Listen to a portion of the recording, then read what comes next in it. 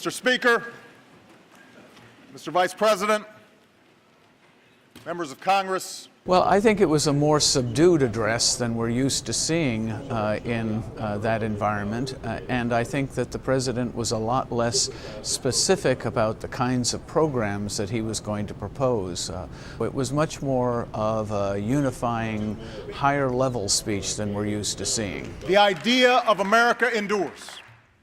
Our destiny remains our choice. And tonight, more than 2 centuries later, it's because of our people that our future is hopeful, our journey goes forward, and the state of our union is I think he did well. I think the speech was more exciting at the beginning and at the very end. In the middle, it kind of ran downhill. I think his most sustained applause was when he started talking about the men and women in service and how we need to back them up and make sure that the nation supports them. We must always remember that the Americans who have borne the greatest burden in this struggle are the men and women who serve our country.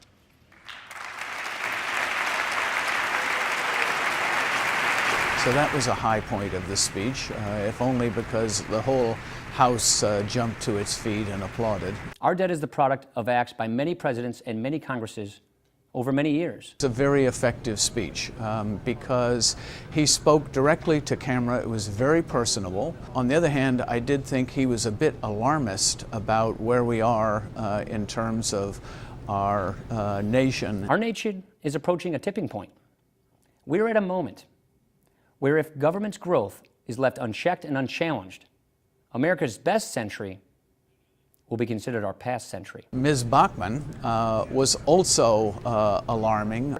You went to the polls and you voted out the big spending politicians and you put in their place great men and women with a commitment to follow our Constitution and cut the size of government.